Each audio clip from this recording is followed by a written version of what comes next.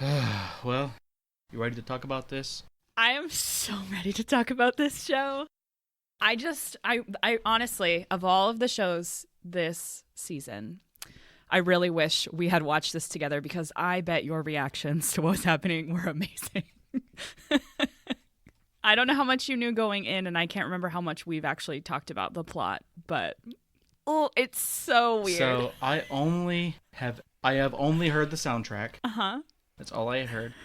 And I knew the inspiration and kind of the premise, but man oh man, I was not ready for this. I feel like we need to put a disclaimer on this episode. This is probably going to be rated R for some weird content that's hard to explain.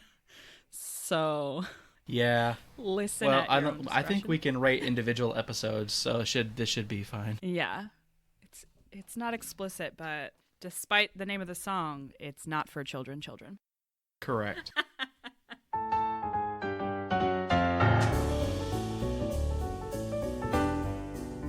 Hello and welcome to It's the Greatest Show, Man, the show where we talk about the musicals you love and why they're great. And why they suck. I am your host, Emily Chavone. And I am your co-host, Brantley Wheeler.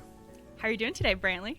Oh, it is just a day already, and I've seen some things. I've seen some weird stuff happening within the last 24 hours, and we're gonna talk about that. We're gonna talk about because, it. Woof. You are welcome. So we're talking about Bat Boy the musical today. We sure are. Your face says it all. We should probably preface this and say too that if you've never seen this show or you have interest in seeing this show, we are gonna spoil the crap out of it. Yeah. So, if you are interested in seeing it, then and not wanting to be spoiled, then please skip this episode. Yes. Or if you want to go ahead and listen to it, just know that what you're going to be in for. It is a trip. Let's begin with some information about the musical as a whole. So, Bat Boy, music and lyrics by Lawrence O'Keefe, book by Keith Farley and Brian Fleming. The world premiere was at the Actors Gang Theater on Halloween of 1997. That's in LA. Then there was an off-Broadway production, which opened March 21st, 2001, closed December 2nd, 2001. And then a West End production that opened September of 2004 and closed in January of 2005. A brief summary. Based on a 1992 Weekly World News story about a half-boy, half-bat found living in a cave. A rural town in West Virginia is set for a spin when the Bat Boy attacks a local girl while she and her brothers are exploring a cave. Dr. Thomas Parker, the town veterinarian, is tasked with, quote, taking care of the creature, but his wife Meredith quickly becomes attached to him and tries to civilize him. Dr. Parker agrees to keep Bat Boy alive in exchange for Meredith rekindling their long-dead romantic/sexual relationship. Bat Boy is renamed Edgar and learns to become a civilized member of society, but the other townsfolk are suspicious of him and hesitant to allow him into their community. Shelley, Thomas and Meredith's daughter, grows increasingly fond of Edgar, and a series of almost unbelievable secrets is revealed. That sounds accurate. It is The Greatest Showman. It's not in my top 5, but it's probably in my top 10 all-time favorite musicals. That says a lot about you. It probably does. I have stage managed this show before. Mm-hmm. I worked at a performing arts summer camp, which shall remain nameless because I don't have very many nice things to say about it. But this production was one of the nice things that happened. When I was doing this production, I was finishing up one show and working on 2 other shows. So I was doing 4 shows at the same time. I did 13 shows in 12 weeks. So it was a very hectic time, but this is one of 2 shows that I got to work on that summer with my all-time favorite director in the entire world. Shout out to Evan. It was a great experience. I'm glad I got to do this show while I was there. And I love revisiting it once a year or so. Because I had a good time and I think it's fun. So, I feel like I need to say this. Do I just need to stop listening to soundtracks and just watch musicals in general? Because there have been several times where I've heard a soundtrack and I'm like, oh, this sounds really fun. I like this. And then I watch it and I'm like, what the hell is this? Oh, listeners, I wish you could see his face. It's incredible. I just like Oh, there are just so many things. Like it was like it's this and Ride the Cyclone. Like at least two shows where I've listened to the soundtrack and been like, oh, this sounds really fun. I think I'm gonna like this a lot. And then I watch it and it's definitely not what I. Well, it's not. I wouldn't say it's definitely quote unquote definitely not what I thought, but it is. It's. I liked it less than I thought I was gonna oh like it. no, really? Honestly. Well, that's our Yeah. show, folks. Yeah, really. I really thought you would. Well, I don't know. I thought you would like it more like it than dislike it. Um, I honestly think I lean more on the dislike side just because of honestly of the story. It doesn't have anything to do with the music. I think it's incredibly well performed, but just the story in general, I was like, I don't know if I like this, and I'm just it's weird. It's weird for me. It is very weird. It's weird for everybody, but I know, but I will say this. I like it when people push the envelope of musical theater and they try to write something like a horror based musical, just because like there's one, not a lot of them, but also like musicals in and of themselves I think are a genre, specifically in like in film and things like that.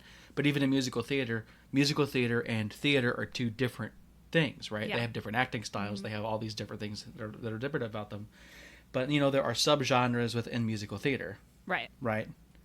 Because you have like sing throughs, and then you have like jukebox musicals, and then you have traditional musical theater, and then you have like these kind of weird, and then the off Broadway shows are always just so stinking weird. And I get it, like they go to off Broadway because like they're great, but they're not quite Broadway material, Yeah. so they kind of go there, and I think that's great, and I have nothing wrong with that. But I'm just like, I keep thinking to myself, I'm like, do I not like off Broadway shows? Like, Oh. surely not. Interesting. But I mean, I'll say this. I mean, I like Avenue Q, and I know Avenue Q started off and then went on. Maybe these shows that started off Broadway and stay off Broadway, I'm like, I don't know if this is my thing. Interesting. I don't know if I can form that opinion right now. My first question actually in my notes is, what do you think of this campy horror sci-fi genre? Like, how do you feel about this versus like Little Shop of Horrors or Evil Dead or something else that's kind of in this vein? Right. So I really like this style. I think it's very fun and creative, and because you can kind of push the envelope more, especially when you kind of lean into the more camp aspects of it. And I think I've said this before, maybe not on the podcast, but I'm not the biggest fan of like horror in general. I've kind of come more around to it as I've gotten older, but I definitely am not like, I'm not gonna go out and watch the newest Jason movie or Halloween movie just because it's like really not my thing. But I love Little Shop. I think Little Shop is great. You know, I think Evil Dead is hilarious because it's a parody. Yeah. You know, it's a lot more campy and parody of the original film. And the original film is like scary AF. Like honestly, like it was a movie I started watching by myself thinking, "Oh, this is just some campy horror film," but I was genuinely terrified. And I stopped watching it about halfway through. But that's besides the point. But I mean, I do like this kind of subgenre, and even Ride the Cyclone kind of falls into this Yeah. type of thing as well. But the Ride the Cyclone is, I think, what we've discussed, before, that it's more creepy, less scary, and I think that's kind of more my avenue versus just like straight horror. Right. But I mean, I do really like this genre, and I will say Bat Boy definitely fits this genre. Yeah, it does. Mm-hmm. I think Bat Boy has some great horror moments, but I don't think watching it I'm ever really scared because there's so much humor around all of it. Right. I'd say it probably gets more horror-esque in Act 2. Act 1 is just kind of silly, campy fun. And I think it kind of starts to go that way at the end of Act 1, but Act 2 for me is like, this is where it kind of goes more horror, even though it's still camp and funny. Yeah. Yeah, because funny in quotations. So the production that you watched the same production that I did, I believe. Yeah, I did. Okay, I think that's for what it was pretty good. I agree. The production that I worked on, I don't have a lot of memories of it, and actually I meant to go look at the camp's photo archives to see if I could see some pictures and jog some memories, but maybe later if we have time we'll click through that. I don't remember a lot of it. Like that summer is a blur and a lot of repressed memories. But I do remember our production being pretty bloody. Like every time an animal died, there was a lot of blood on stage, if I remember correctly. Gotcha. So if you worked on that production with me and I'm wrong, correct me. That, just hearing that as a technician makes my eye twitch. Because I'm like, that's a lot of that's a lot of stuff I got to clean up. It was stored in a lot of like buckets and stuff. Everything was cut over a bucket, but yeah, Edgar, our actor, playing over a bucket. Yeah, everything was over a bucket. I think. Honestly, that whole production was a blur. It was great. I'm glad I got to work on it, but like watching it back now, years later, there were some moments where I thought like, did we do that? Did we cut parts of the show? Or like I have a distinct memory of Let Me Walk Among You not having any rhymes in it. I don't know where that came from. So yeah. Maybe the kid just messed didn't up have, all the words. You know... Like, did we cut verses and patch them together? I don't know. Yeah, I don't know. Maybe. I have no idea. So yeah, I so enjoy this like very specific little niche that this show fits into. This is one that I like to, when I'm trying to flex my musical theater knowledge, I like to pull this show out and be like, do you know Bat Boy? Because if you don't, I'm going to change your mind about what musical theater can be. Right. And I honestly think that this is a good example of like what it can be. This, and I think Carrie is another good example of what you can do with musical theater that's not, not traditionally considered, like if you get, like looking outside of Golden Age musicals. Yes. And even a lot of modern contemporary stuff that's really good, but it still kind of fits within the traditional, I guess, canon of musical theater. Yeah. But yeah, this is definitely a stretch, I guess. I wouldn't bring my parents to this show. I don't think. Neither would I. Or like I definitely wouldn't bring my grandma to this show. Yeah. I don't even know if I'd bring my wife to this show because it was like really weird. I think I could bring. I don't know if I would. I think I could bring my husband to the show, but I would have to like seriously coach him before we got there. Like, okay, this is what you're in for. Like, here's the plot. And as I was typing up my notes last night, I was talking to him a little bit about it, and he just kind of looked at me with a side eye. And I was like, well, I don't want to spoil it for you. And he goes, I'm never going to watch this show with you, Emily. Yeah, that's probably true. I don't actually have any notes about this, but I think this is something worth talking about, and that's the different character relationships. So you want to talk about characters first? Let's talk about story and characters. Yes.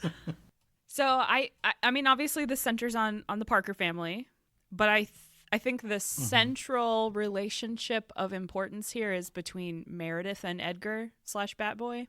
I would agree. If I had to say that, there were two leads, it's those two. It's the, mom and son. Right. And then Dr. Parker and Shelley are kind of secondary within the family, even though I think all four of them should be considered leading characters. You could call them secondary leads. Yeah. I mean, right. You could, but yeah. Yeah, they're the four main leads. characters, four main characters of the story. So. Yes.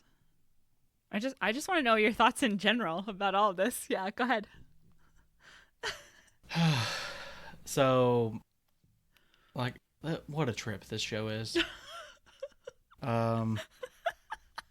So, I mean, right off the bat, pun intended.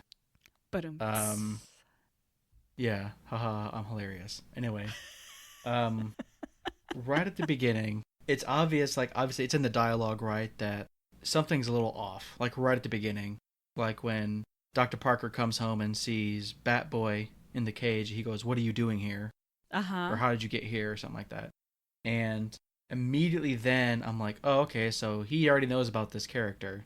And, as it kind of goes on, it kind of has a little bit of elements of like Hunchback of Notre Dame and like Beauty and the Beast kind of mushed together, and this kind of whole, as far as like trying to bring Edgar / Bat Boy out into the world and like be like a normal person. Oh, okay. And kind of like Quasimodo coming out is what I meant. Quasimodo coming out and being a part of the world. in Beauty and the Beast in the sense that Shelley, right? Mm-hmm. And then you like the relationship between Shelley and Edgar is like kind of Beauty and the Beast because she's like this pretty high school girl, and then he's a bat boy. Okay, Right. sure, yeah. So that's kind of how I felt about that whole situation. And then like Dr. Parker sure takes a turn. But I mean, you kind of immediately don't like this character, right? He's kind of because he comes in and he has this song with Meredith, Dance with Me, Darling. "Dance with Me, Darling."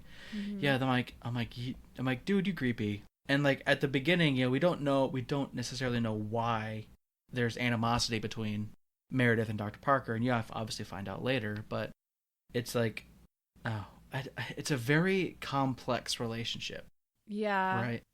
Did you listen to the cast recording at all recently, or did you just watch the production we watched? I just watched the production that we watched. Okay. It's probably been about a year since I've listened to the actual soundtrack. Sure. The Dr. Parker that we watched, I think, played it a little more serious than I would have liked. And I think if you listen to the off-Broadway cast recording, he's a little bit campier, and I think that excuses some of his creepiness. I mean, there are things Okay. in this show that I could see where people would be really offended and maybe doesn't age well. Because my impression of their relationship at the beginning of the show was just like, oh yeah, they're married, so of course they don't love each other anymore. Ha ha ha. Right. Yeah. Ha ha ha ha ha. Not that there's some like really gross, deep, dark secrets there. Right. Okay. What specifically do you want to talk about? Because I have thoughts on a lot of things. On their relationships, or On a lot of things to do with the story and the characters of the show. I don't really have any hard notes about story and character, but I think this show is kind of made like you can make or break this show on your Meredith. I'd say that's probably true. Meredith, I would agree saying is the main character along with Edgar. And looking at the cast list, they're top billing. Mm-hmm. So that makes sense. And I mean, Edgar, the challenges of playing that role are insane, but I think the relationship that Meredith has with Edgar and that Meredith has with Dr. Parker, like that makes or breaks the show because she has to have the relationship with both of them and Shelley too. But right. I think mother-daughter relationships are a little bit easier, or this mother-daughter relationship is easier to play than the other two relationships. I would agree, but so I mean, let's just talk about the core four then. Sure. For a little bit. I could see like if you play Dr. Parker more like an evil scientist or like a mad scientist, it kind of would kind of work more than the production I saw, I think. Mm-hmm. Meredith being kind of like a typical like 1950s style housewife, I think is great, and it fits the genre. Yeah. So it's fine. Shelley being your typical emotional emo kid is kind of how I perceived her. I mean, to me, she seems kind of like a Wednesday Addams or a what's another character? I think she's like a cross between Wednesday Addams and Rizzo from Grease. Yeah, I think that's a good one. Yeah, she's kind of like she's not like bubblegum poppy, like happy all the time, and you can tell like right away she doesn't like Edgar. So and she's kind of rebellious and yeah, that's kind of the impression. Like, oh, I was gonna say Lydia from Beetlejuice is kind of like. Hang on to that thought. Okay. That's kind of like how I felt about Shelley in general. But I mean, I have to give credit to anyone who ever plays Edgar, because man, that is a hard role. Yeah. It is really hard. And it's like the little nuances that character comes with. Yeah. Is so difficult. And like, I mean, like, hats off to the kid I saw in that production, because man, I hope he went on to some things, because he was great. The physicality that you need for that, like, and he committed, and he was in it. He committed. He is like all the physicality that Edgar needs, because he's been living in a cave as a bat boy most of his life. Mm-hmm. So he has this kind of physicality to him, and then the changing from when he doesn't speak at all to like this very posh British accent In one song. in one song. In one Right. song. One song. That's really hard. And he does it perfectly. The kid was phenomenal. He did a great job. But like, I do like how they reference that by being like, oh, those BBC language tapes are really helping or whatever. I'm like, that's really funny. That's such a good That's joke. a good. Yeah, it is a good joke. And like, kudos to the writers for that too. Who was that wrote this? Did you mention that at the beginning? Yes. Yeah, it's Keith Farley and Brian Fleming wrote the book. Yeah, hats off to Keith Farley and Brian Fleming because that was like this show has very funny moments in it.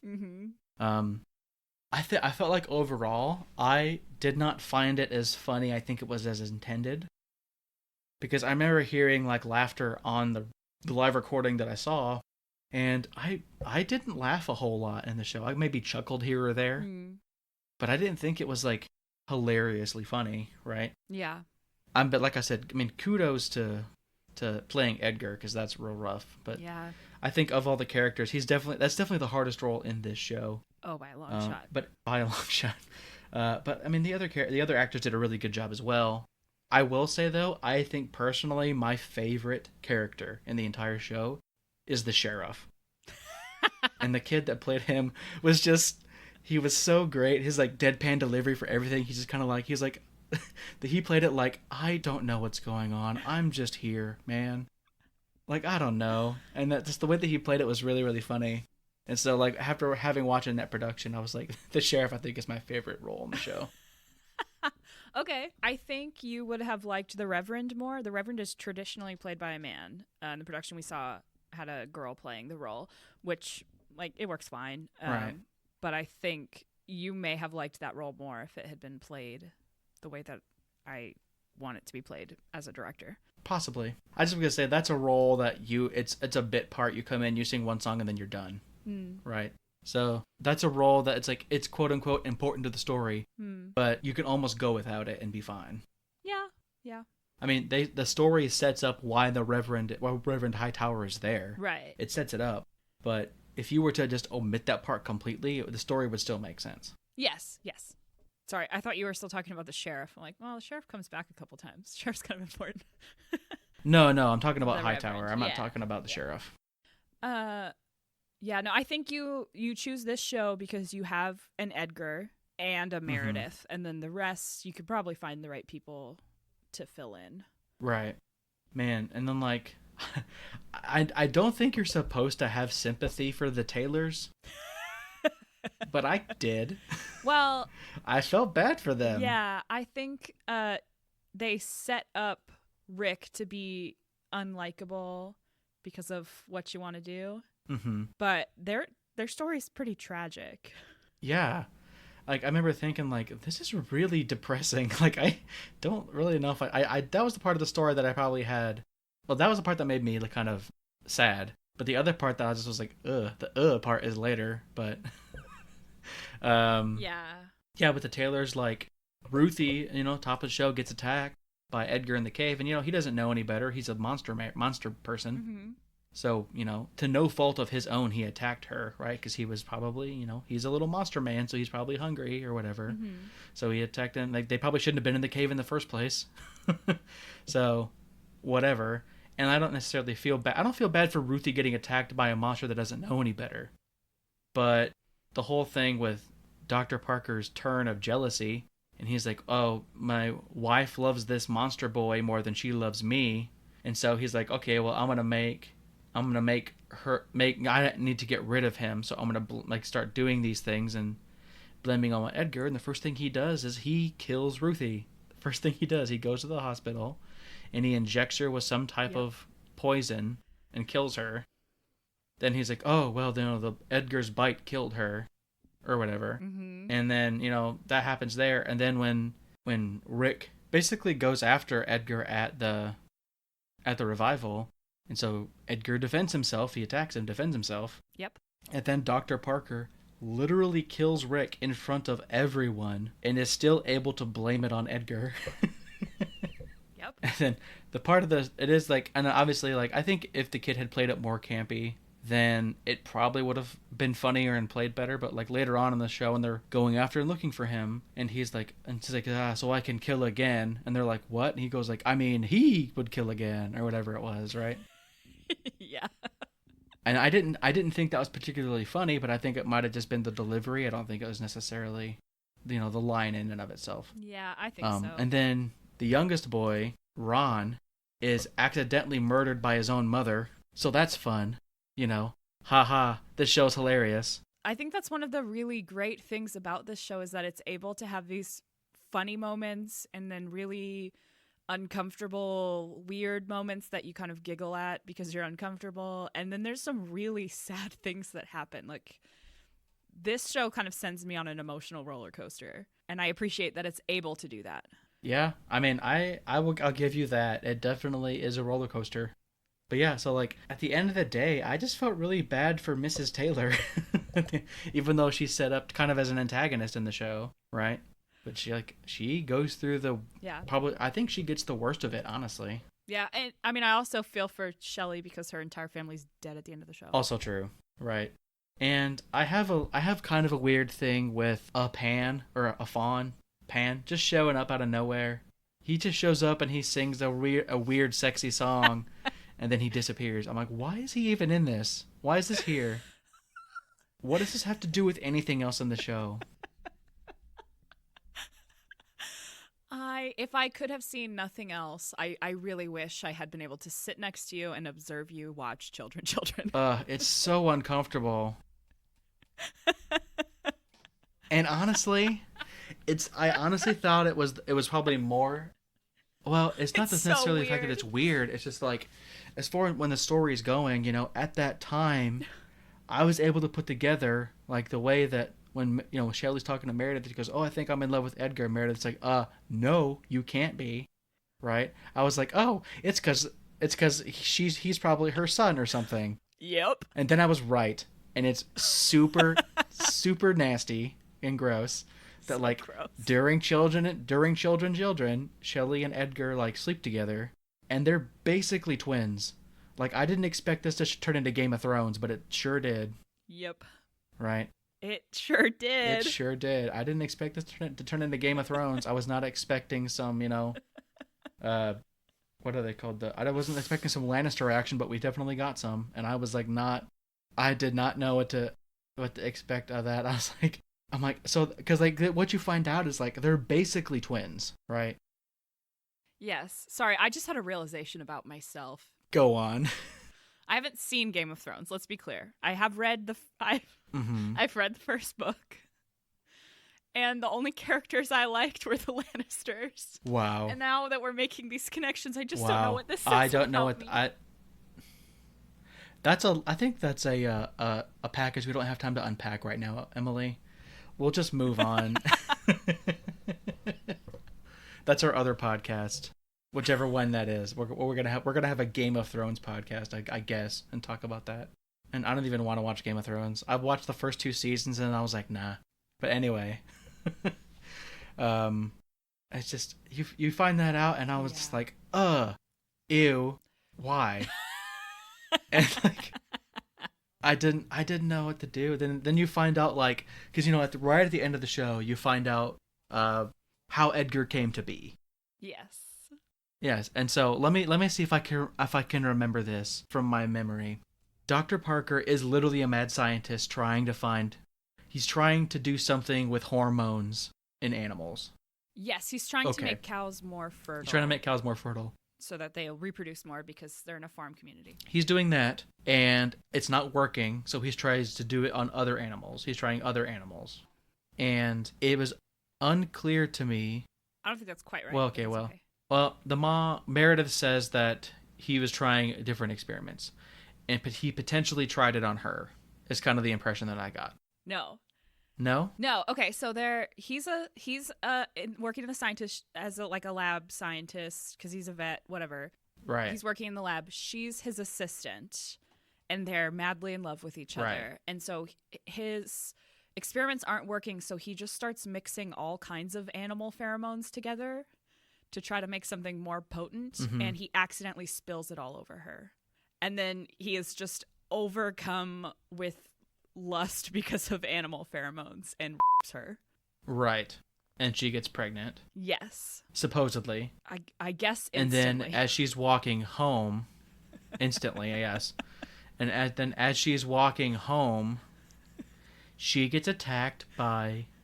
She's attacked by a large group of bats, to which she replies that they were biting and burrowing everywhere. Yep. And she emphasizes everywhere.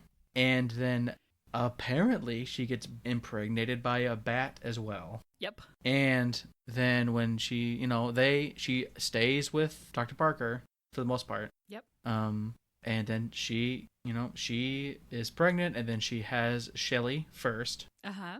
And they're like, oh, it's such a beautiful little baby girl. And then all of a sudden, she goes into labor like immediately right after that. And then she gives birth to Edgar. Yes. So they're basically twins. Yeah. Even though they technically have different fathers. Yeah. And then Parker takes Edgar to like kill him. Uh-huh. Take this baby to go kill it somewhere. And he can't do it. He can't get himself to do it. And so I think he just is intending to just leave him somewhere. And then these bats come and they take Edgar into the cave, and then they somehow raise Edgar on their own. Yep. And he becomes a bat boy that lives in the cave. He's essentially a somehow creepier Gollum. and then, I guess hilarity ensues. Like, I don't know what else to say about this whole thing. You find all that out, and then I'm like, all right, so this is just like, this has gone from like an entire... and a somewhat intriguing kind of campy story to like, what is this? It's like it goes into like this. It goes into like no, I would say, and the thing is, I wouldn't say it. It goes in a direction that I don't understand what's happening, because I understand what's happening.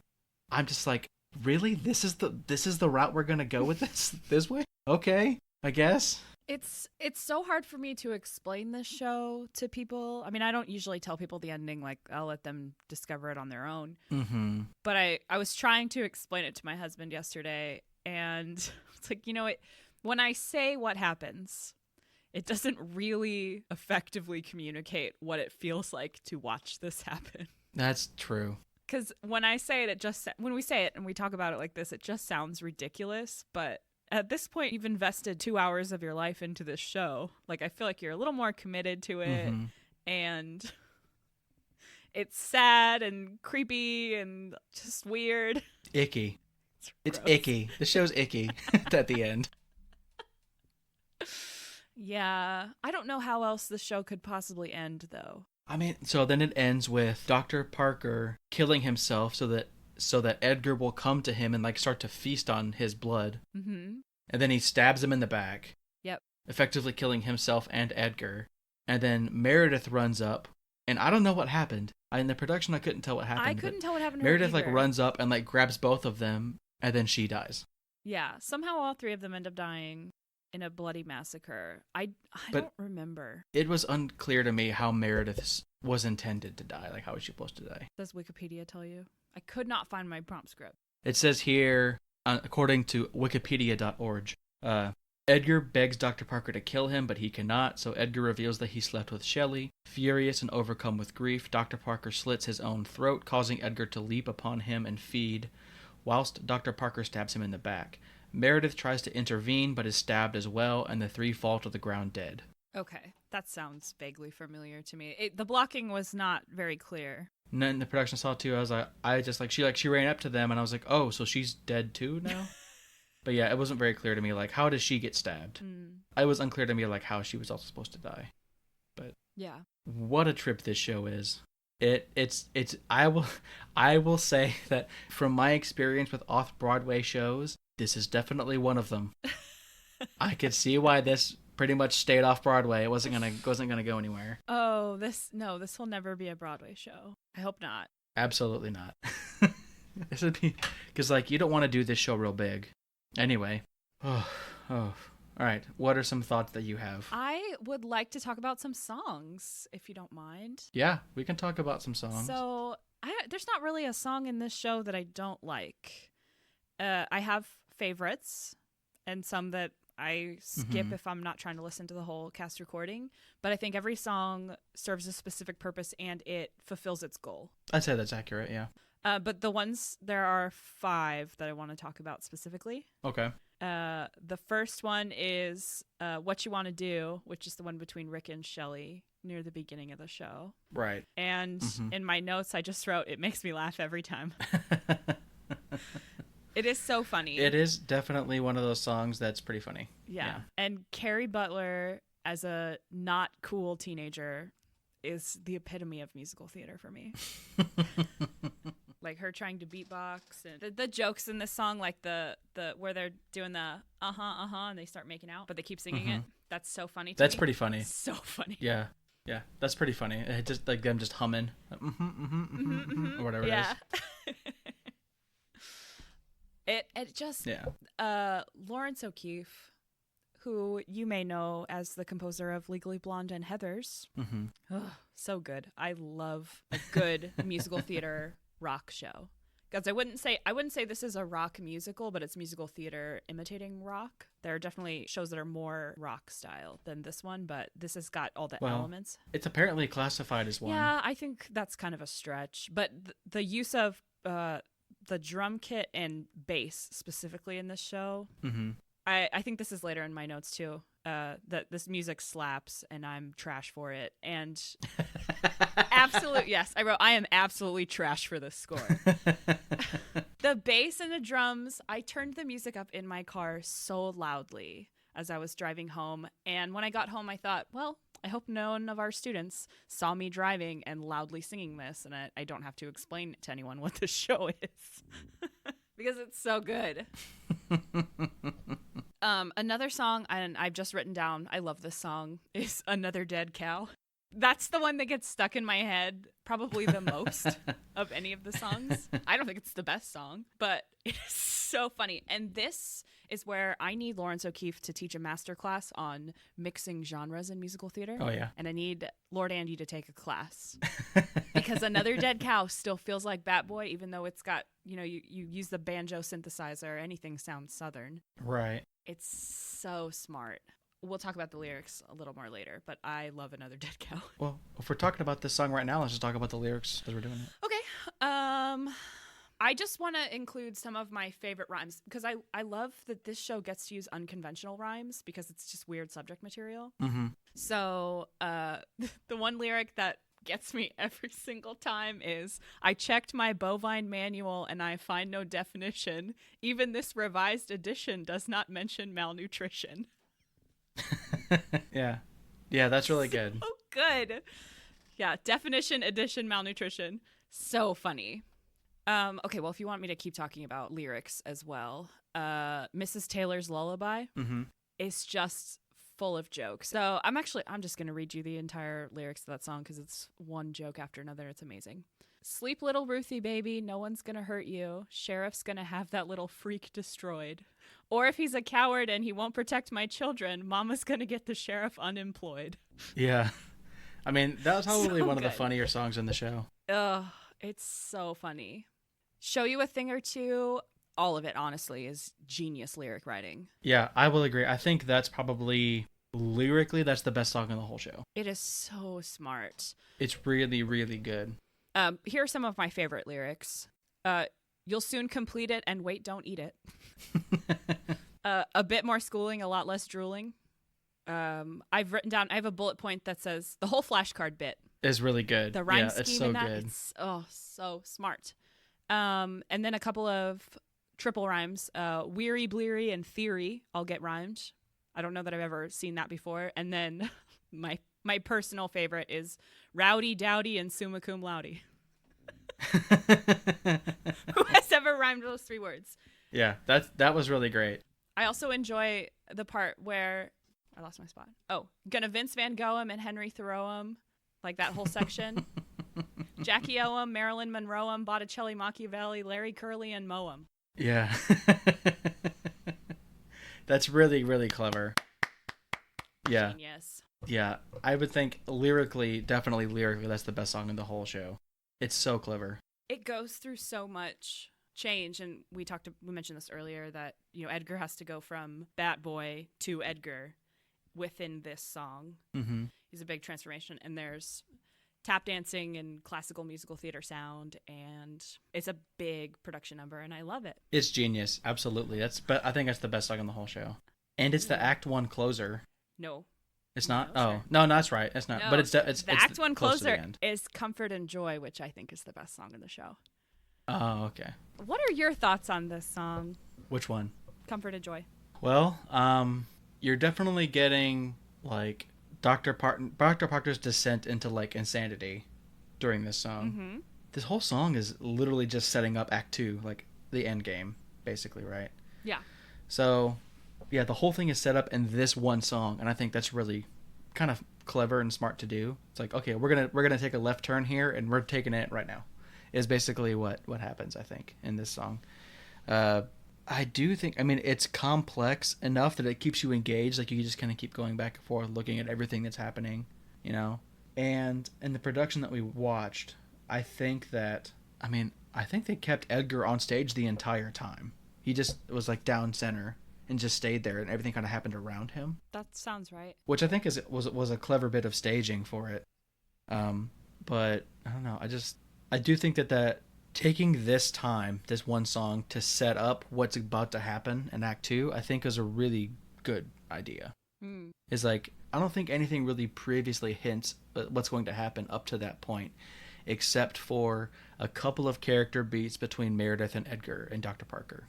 There's a couple of character beats in Act 1 that then set up this turn in Act 2. Yeah. Or at the end of Act 1 that sets up Act 2. And I think that's what that song is like. I think it serves its purpose. Musically, it's great. I really enjoy it. And I don't think that the lyrically is as clever as Show You a Thing or Two. But it doesn't have to be. Right. It's doing its job. Right. I think the lyrics in Show You a Thing or Two are more to establish how smart Edgar is. Mm-hmm. When you give characters lots of smart, witty things to say, it makes them smart and witty. So that makes sense. But right. Yeah, Comfort and Joy. I wrote, and I told you this yesterday, it was in my dream the other night. That's how good it is. Like, it was just playing in my dream. Like, this song is so good. Is it a perfect Act 1 finale? Maybe. I like how all the character stories are tied together. It builds such good suspense. To be like, yeah, we're going to take a left turn, and it'll be right after this intermission. So go sit on it for 15 minutes, and we'll come back. It's so good. Yeah. It's a really good, like, anticipatory song, right? Because it goes this direction, and then you're like, oh, what's gonna happen? Right? Yeah. Some of the lyrics that I think are particularly good in Comfort and Joy, it's Dr. Parker's line at the beginning. He says, I've got a spade and a burlap sack, and there's a hole in the yard out back. Yeah. So, like, rhyming sack and back. It would have been much easier, I think, to use the word attack as the rhyme, but Lawrence O'Keefe did that magic musical theater thing where we don't explicitly say the thing we're talking about. We make a specific choice, and now it suddenly gives us, like, very vivid image of how he's going to kill Edgar. Yeah. Like, not just I want to kill him, I'm going to bludgeon him to death and shove him in a bag and bury him. Like, that's a much better choice. This is Edgar's bit in the middle. I still don't know how people pray or what one does with one's hands, but please, my thirst grows every day. I feel it burn in my glands. I don't know how we got away with the word of glands, but I like that it's there. Yeah. It's Bat Boy. That's how we got away with it. Yep. Oh, the other thing this is one of my favorite things in musical theater. And there's a handful of shows that do this. And I think, there's rhyming. Like, rhyming anything is already kind of a skill to flex. When you start rhyming in an unconventional way, like exists in this show because you've got some weird content, like, you get to kind of flex those muscles even more. Then it does the thing where you rhyme with a purposeful mispronunciation or a dialect. He says, please won't you change the way I am or prove I'm human underneath? Or if you just don't give a damn, you could at least get rid of these, like his teeth. Yeah. And so rhyming underneath with get rid of these. So it's funny and smart. Hats off, man. Love it. But the real reason I particularly love this show, and we can talk about this a little bit later too. I like Meredith as a role a lot, and someday I'll be old enough to play Meredith. 3 Bedroom House is a song that I want to sing so badly. That's a good one too. It does everything it's supposed to. It's so fun to sing. I've got that top note at the end. That note is everything. I'm ready. I'm just not old enough. And then the last song I want to talk about is Children, Children. I don't have any notes. I just want to hear your reaction. Jeez Louise. I mean, I know I've kind of already mentioned it a little bit, but what an icky song. I'm just going to say that. Like, when you know, like, because I had already put together, like, oh, I think these kids are actually related. Mm-hmm. And then they sing this song about them, like, let me pull up the lyrics to this song, because it is just... When we were talking about this yesterday, you asked me, do you think we could ever do this show at school? And I couldn't remember how much we had talked about this, because I know we have brought up this show in conversation before, but I couldn't remember if you knew about Children, Children. And yeah, I won't do this show with high school students, at school at least. If it were like a community theater thing, that'd be different. Okay, so looking at the lyrics to this song, again, I don't know why Pan is there. There's no precedent for it. He just is there. And I'm assuming it was chosen because Pan is like a Roman or Greek god of like fertility, I believe. So I think that's where it comes from, like why that particular deity is there. Mm-hmm. But he comes out of nowhere. He just shows up. And then he sings this progressively provocative song. It gets more provocative as the song goes, right? Yeah. Like it starts It starts out, children, welcome home to where we all began. Alone and face to face, let us erase the fall of man. Let the frogs pause in their song, let the crickets hold their breath. Let the trees stand still as death and tell the mosquitoes not to bite. Now we've been hoping for so long, so fill the sky with fireflies, so they can see into each other's eyes, and then they'll get it right. That's how it kind of starts off. It's like, kind of, it's getting there, but without being explicit, right? It's more romantic, I think, than sexual at that point. At that point, yes. And then, again, I had kind of already put together like, oh, they're like probably brother and sister, right? It's not, they don't know that yet, right? Like the characters don't know this yet. But you did. I did. Okay, so then here's like the bridge, and then it gets into like, this is gross. But anyway, here we go. The bridge starts, now let the turtle and the dove, let the lion and the lamb, let the owl and the wolf and ram embrace across the countryside, fur and feathers making love, paws and claws and jaws and beaks. Let the song go on for weeks and weeks, to bless this boy and bless this bride. At one point, there's a lyric that's like, choose your mate and let us see what we create. Well, hold on. I'm getting there, but yes. You're getting there. Because like, I'm getting there. Because like you see that, and then like, I believe that they, at that point in the song, Edgar and Shelley kind of just went off stage. Uh-huh. Right? And they don't like strip on stage or anything. There's none of that. They just kind of run off. Yes. And then the lyric goes, oh, children, children, don't be scared. The moon is up and we're all prepared. Children, take a look around. Hear that joyful song. For what we thought was lost, at last it's found. The earth's asleep. Time to wake it. If you have clothing, forsake it. We want you breathless and naked. Choose your mate and let's see what we create. And I was like, gross. Again, I'm like, okay, these two are brother and sister. This is gross. Yeah, I'm not laughing at the content. I'm laughing at your reaction. I'm aware. Yes, I'm aware you're laughing at my reaction, but I just was like, ick. This is icky. And I'll tell you, they did it in the version we watched a little bit differently than we did it when I stage managed it.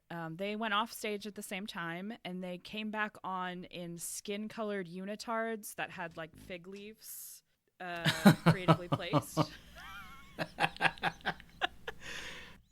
Oh wow! And these were like 15-year-olds. Right. Ugh. Woof. And the director, I give him a lot of credit because he was very careful about being, what's the word I'm looking for? He was very intentional with his blocking, knowing that he was doing things that were like kind of pushing the boundary for what's acceptable for teenagers to be putting on stage. And he was like Right. that in both productions that I worked on with him. So kudos to him.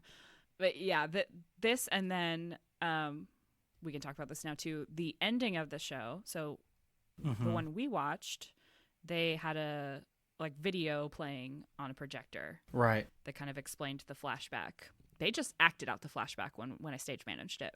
And so there was a lot going on, and Meredith had to, be attacked by bats, and she had to get on a hospital table and pretend to push out 2 children. And Yeah. it was very creative blocking so that it was tasteful, and, all the actors were comfortable. It was a performing arts summer camp, so these kids all thought they were very serious actors by having to like kiss on stage and all this stuff. So, Right. but yeah, Children is a trip. It definitely is. Oof, man. So reasons for why it's the greatest show, man. We already talked about music slaps, I do like the music. and then the lyrics. We talked about the lyrics, just so smart. Lawrence O'Keefe, please adopt me so that I can learn musical theater writing from you. I want to talk about the sense of humor in this show. Okay. So, in general, I think this show does the thing where they make the joke early on so that the serious beat in the scene can land heavier. Mm-hmm. So, a couple of examples of this in What You Want to Do, we talked about this where they do the uh-huh, and they make out, and then Mm-hmm. Edgar is imitating them, or Batboy, I guess at that point is imitating them, and then Rick kind of gets up close to him and he tries to attack him, and then it turns into a whole thing where Rick's gonna kill him. Yeah. The end of What You Want to Do is pretty heavy. Yeah. So they get that funny bit out of the way, and then it gets really serious, and turns like that happen in the music all the time. So like Dance With Me Darling does kind of the same thing where Dr. Parker's kind of gross and creepy, and Meredith says, "So you'll do it?" And he goes, "So you'll do it?" Like, ugh. Yeah. But it creates that uncomfortable giggling. And then you have the first big bloody moment in the show at the end of that song where he slits the goose's throat. Yeah. And you get like, even in the music, you get the thunder and lightning and dramatic music. But the beginning of Dance With Me Darling kind of starts as a joke. Yeah. And I really like that this Yeah. show does that. Like 3 Bedroom House is full of jokes at the beginning and then gets very serious at the end. Right. Yeah. That's a kind of a theme. It kind of goes throughout, but I think it reflects the show as a whole as well. Is that it does start off very kind of campy and fun, and then it gets pretty serious towards the end, but not serious enough to where it's like disturbing, right? Right. But serious enough that like it's legitimate and what happened makes sense. Yeah. Well, at the beginning of the show, and I think this happened in the production we watched, the beginning of the show, they start singing Hold Me Batboy, and they do the choreography, and everyone starts giggling at like, Hold Me Batboy, Touch Me Batboy. Right. Because it's ridiculous. Like, everyone giggles a little bit. And there is an off-Broadway bootleg where the laughter is very loud when they start those lyrics. They do the same thing at the end of the show, and I don't think this is the kind of show where you cry at the ending. I don't think it's meant to be that kind of moving, but Right. the lyrics it's almost the same lyrics, and they're just more poignant at the end because you've gone with them on this big journey. They say, hold your bat boy, touch your bat boy. Hold your like bat boy. boy. Yeah. Yeah. It's like being alive. That's someone to hold me too close. Yeah. A little bit. Yeah. Yeah. That's called a throwback It is. or a callback. Some people are just great musical theater writers. Yeah. And I think it definitely has a different connotation at the end of the show, talking about like, what Edgar went through for his whole life of them like trying, like abandoning him and trying to, get rid of him essentially, and then kind of flipping it and then taking care of him and then eventually end up killing him anyway. Right. But of like, had this not happened in the first place, had they not, abandoned him in the first place, it probably could have been very different. Right. And I think that's kind of the implication there. Yeah, and that's a great segue into my next point, which is that I don't know if we would call it a satire or a spoof, like it's somewhere in that realm, but it still makes me feel things. And I know it's off-brand for me to enjoy fun, but this show is fun and I do enjoy it. But it also makes a lot of really interesting commentary, which I think is kind of a caveat for me to enjoy a fun thing, is that there needs to be some kind of deeper meaning. And I think there are a lot of themes of love and acceptance. Yeah, I would agree. In this show, and then like forgiveness as an idea. And so I'm going to propose this thought, and if you don't want to talk about it on the pod, we can cut it. Okay. I really like the commentary this show makes about Southern Christian stereotypes. What do you mean? So, I'll preface this by saying that I was raised Catholic in the Northeast and then attended a Southern Baptist college, but religion is not a super important part of my life right now. But I feel like I've had it from both sides, so I do feel qualified to talk about this. And then this is something that you and I have talked about before, but a lot of the time in theater, and the theater community generally leans to the left politically. Christians are made to be bad guys because they're ignorant and hateful, and they make decisions in the name of blindly following religious teachings. And so it's very easy to vilify Christianity, just in general, in theater. And I think they could have done this very easily in Bat Boy and made a joke out of it, but they don't. Yeah. I mean, I will say that I think there's a touch of that at the beginning, to an extent. But I think after the Reverend kind of shows up, it changes a little bit because he accepts Batboy for who he is, essentially. I mean, he still has a visceral reaction to seeing him for the first time, but doesn't turn him away. Right. And isn't like, oh, get this thing out of here, kill it. He tries to help. Right. The use of the phrase "sweet wounded Jesus" throughout the show does make me laugh. Yeah. I mean, that is something that keeps popping up. Yeah. And then, like, there is that song Christian Charity, where I think they start to lean into that. And I think they're kind of setting you up to be of that opinion. They're like, oh, they're a bunch of ignorant, hateful, Southern redneck Christians. But in Joyful Noise / Let Me Walk Among You, they set this up that no one wants Edgar at the revival, but they ask, like, who needs the healing? And he comes forward and says, I want to be healed, and then pleads his case. Everyone's like, okay. Yeah, that's true. And then they sing Joyful Noise again. And so I think in this song, like that's, as someone, I don't know what I want to say here. I don't really consider myself to be a part of an actively Christian community, if that makes sense. So it's kind of refreshing to like see that, because that's what Christianity is supposed to be, at least in my understanding. Is like forgiveness, love, acceptance, like all those things. That's core to Christianity. So the fact that Christianity isn't the butt of the joke here, it's nice to see. Yeah, I would agree. And it is nice to see. And, there are a few, overtly, or like, not, I wouldn't say overtly Christian, but there are a few, like, Christian religious leaning musicals in general. Joseph is one, Jesus Christ Superstar, Godspell, like those. And from those, they don't, I'm thinking about those musicals and relating it to something like Guys and Dolls, where like the gangsters are the cool guys and then all the religious people suck, right? And then it's like, but that seems to be a theme, and you're right. Like, that's what you're saying, right?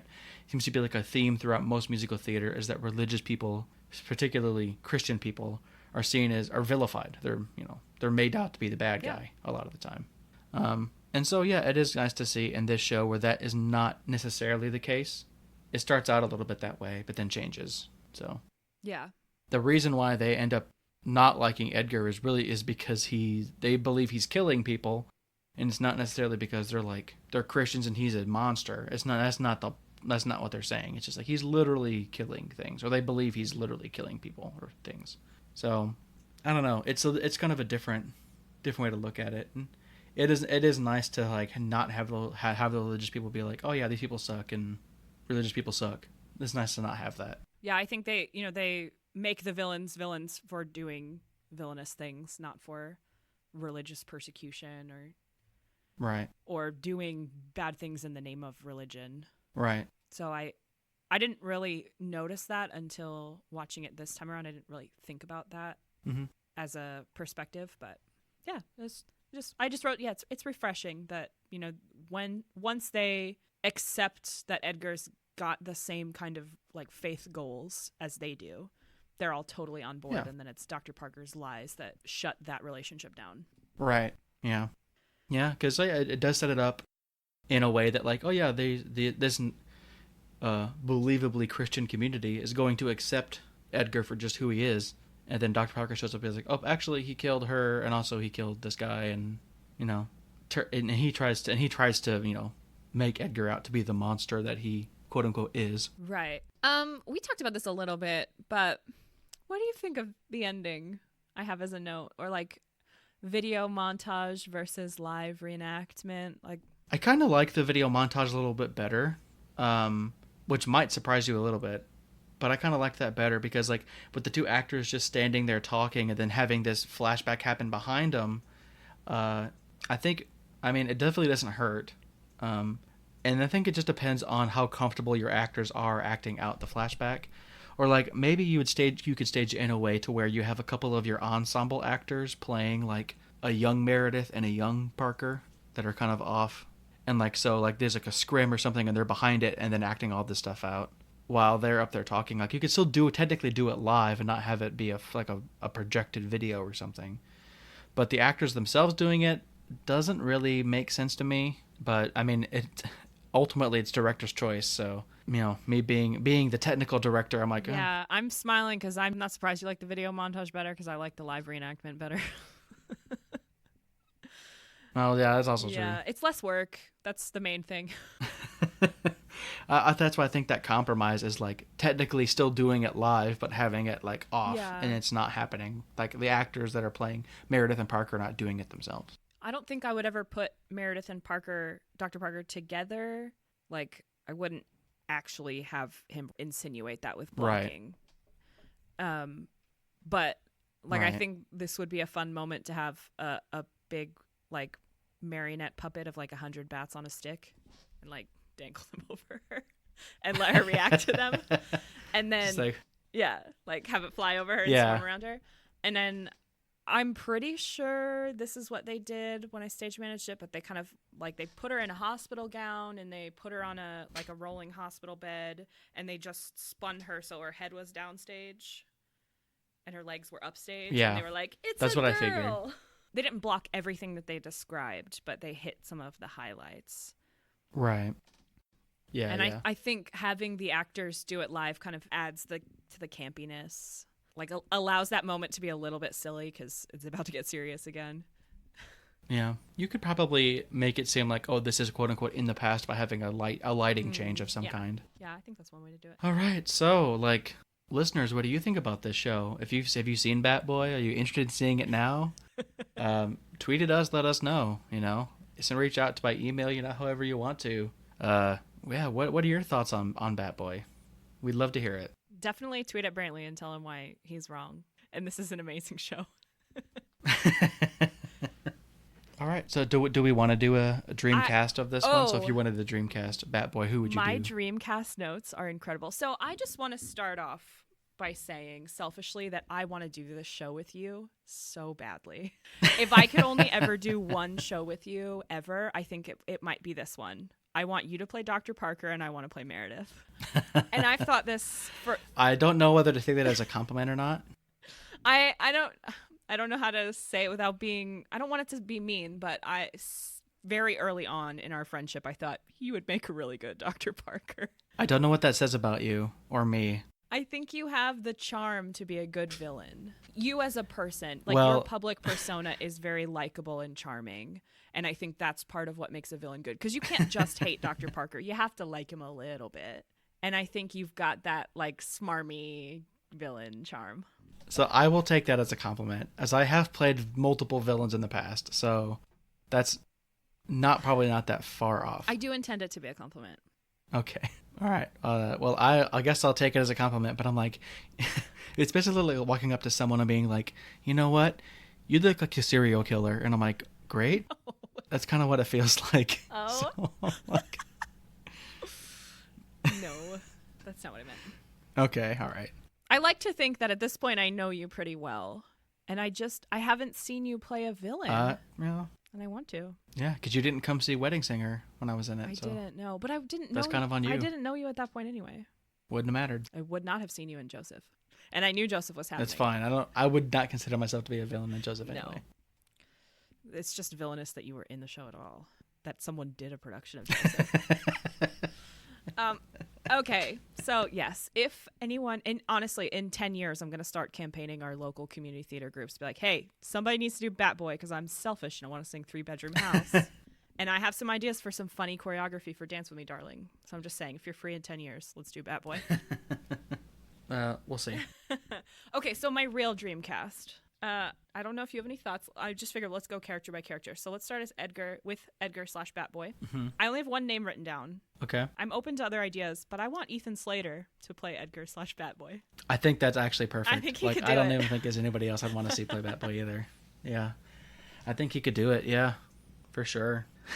From SpongeBob to Batboy, Ethan Slater, ladies and gentlemen. As Batboy. For Shelley, honestly, I really can't imagine anyone but Carrie Butler playing Shelley because I just think Carrie Butler's an angel and she's so funny in this role. The only name I wrote down is Renee Rapp, ? Yeah, sure. Maybe. Renee Rapp reads Yeah. kind of mature to me, but... Yeah. I don't know. What about someone like Erica Henningsen or Taylor Louderman? I think I like Erica Henningsen better. I mean, if we're just going to pick all the Mean Girls girls. Well, that's just kind of what I was thinking too. Well, so surely someone from Mean Girls Yeah. could pop in and play. Yeah, I think I Shelley. like Renee Rapp as a performer and I like Taylor Louderman as a performer, but to me they read a little bit too mature, and I don't mean that as old. I just mean as like I don't know. Mm-hmm. Erica Henningsen's got the baby face. Maybe that's what I want. Yeah. But I don't think, and this is another one of my like roll my eyes in musical theater writing, but like Shelley I don't think is a particularly difficult role to sing. No, probably. I don't think so either. So if you have someone who's got a little bit of comedy chops, then of the lead four, Shelley's the one I care the least about as far as casting. It's fair. Okay, for Meredith, I've written down a few options. Tell me what you think. Carrie Butler, obviously. Let's put her back in the show. I love her for everything. Laura Benanti's also a good, funny one. If we're just going to name all the people we've named in the past, there's like 10 actors we like and want to cast. Right. Kelly O'Hara could be interesting as kind of a different choice, but I think she's got some like good maternal qualities. And I thought maybe if we wanted to stunt cast, maybe Emily Blunt. Yeah, sure. I could go for that. What are your thoughts on Meredith? I really don't know if I have any. Philippa Sue maybe. Oh yeah, if she were a little older. Yeah, that's kind of where I think maybe that. Yeah, I haven't really thought.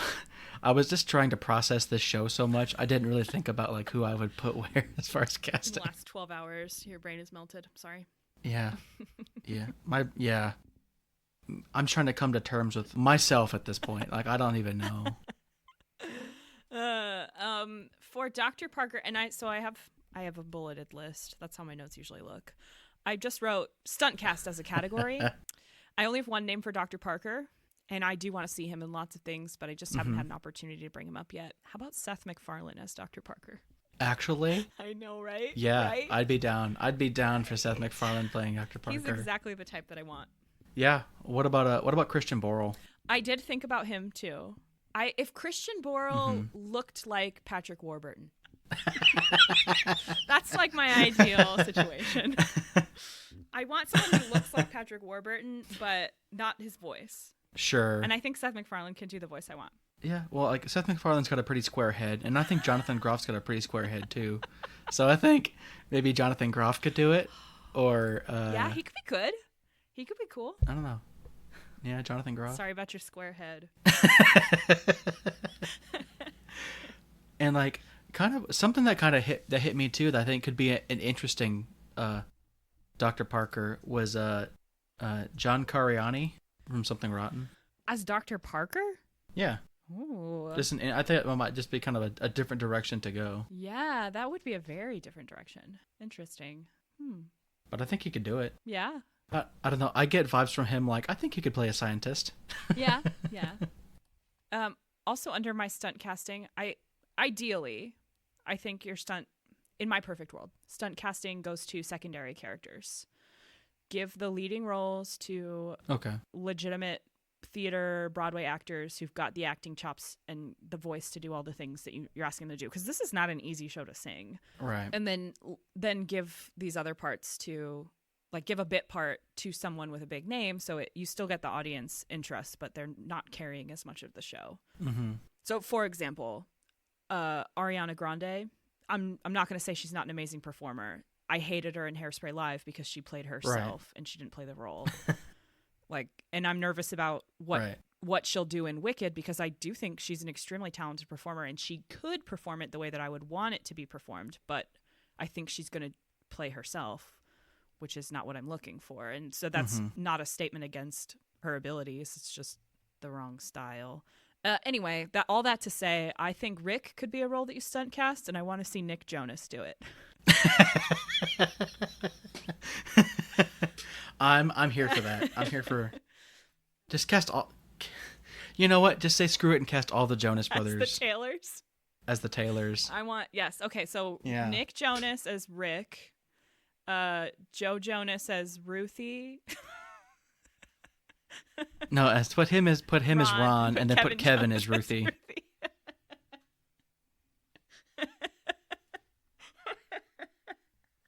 Because he's the one that, because Kevin's the one that doesn't sing, so make him be Ruthie.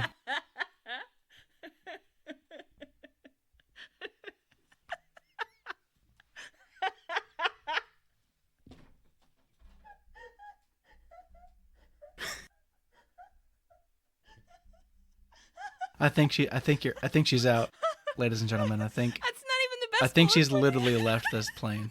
My soul has left my body. I just want to see Kevin Jonas in a hospital bed, little hospital gown, and pigtails. And so that was the most amazing thing that's going to happen on this episode. Okay. The Jonas Brothers as the Taylor kids. Oh, I love you. That was amazing. Okay. I've written down for Reverend Hightower a bunch of names, but I think any of these names could also be substituted for the sheriff or Mrs. Taylor. I want a strong comedy actor who I know can sing. So here are my off-the-wall suggestions to you. Okay. Jack Black, Craig Robinson, and Titus Burgess. Man. I'm just imagining now Titus Burgess as Mrs. Taylor with the Jonas Brothers as the Taylor kids, and that sounds... I would watch the show just for that part. I just want to hear Titus Burgess sing just for that lullaby. Part. Yeah. Oh, man. But Craig Robinson as the sheriff or Reverend Hightower, I think would be really fun. I think he could be really great. I think Craig Robinson would be a really good, because just kind of him, just seeing him kind of being that, like seeing the performances that he's had in The Office and in Brooklyn Nine-Nine, I'm like, yep, I'm for it. Either one, because those are very different characters. So he's obviously a very skilled actor. Mm-hmm. I'd love to see him do either of those parts. I think you could probably have him do both. I don't actually know exactly what the doubling is in the show. I think the Wikipedia page says who originally doubled. It does have it. Let me pull it back up. Because if you could play the sheriff and the Reverend and play both of those parts, they're so different. Yeah. Flex those acting chops. Doubling is usually Sheriff Reynolds and Delia. Mrs. Taylor is usually also Reverend Hightower. Oh, interesting. I mean, I like it. I mean, Titus Burgess could do both. Yeah. Oh, yeah. I think any of them could do. And have Craig Robinson play the sheriff. Yeah. I'm like down for that. I'm totally down. And then this is the part of the show where I usually try to ruin my life with casting that I would not like, and I just want you to know I'm a step ahead of you. I low-key think this is the perfect show for Ben Platt and Sophia Ann Caruso. Wow. Tell me she would not be a good Shelley. Honestly, I think she would, honestly. And I don't know if Ben Platt would be a good Edgar, but I feel like my perception of him is that he takes himself seriously enough to think that he would be an amazing Edgar, and I would just want to see him hang upside down in a cage for a while. Yeah. My suggestion for Hugh Jackman in the show is maybe the sheriff, but only if he does his Australian accent. Just Hugh Jackman is like, Sheriff Hugh. Yeah. Let's just leave it. Like, let's change the character's name to Sheriff Hugh Jackman. He's just playing himself. Yeah. All right. Well, I think that about does it for us here on this particular episode. It's only been an hour and 42 minutes. This is the shortest episode we've ever recorded. Yeah, I know. Have like this call out too for our listeners. Like, if there's anyone out there that you think would be a great in any of these roles, let us know. You know, because like we want to hear everyone's opinions. It's not just us on this. It's everybody. Tweet your Dreamcast at us. Yeah, absolutely. Anytime. Yeah, and obviously if there's shows that we haven't covered that you really want to hear, if there's a musical movie even, if you wanted us to talk about, throw it at us. We'll see what we can do. Oh boy. Because I know how much Emily likes to watch movies. So much. I love movies. That's another thing between us. I love to watch movies, and you love to sleep during them. So that's just how it is. It's the exposition puts me right to sleep, you know? It's the Greatest Show, Man is produced by Brantley Wheeler and Emily Chavone. Our theme song is by Patrick Duffy. All of his information will be listed in the episode description. You can find us all over social media at Greatest Show Pod. Tweet at Brantley, tell him why he's wrong and has horrible taste in musicals. If you have suggestions for a musical we should cover in the future, please send us an email at thegreatestshowpodcast@gmail.com. Thanks for listening, and we'll catch you in the next one.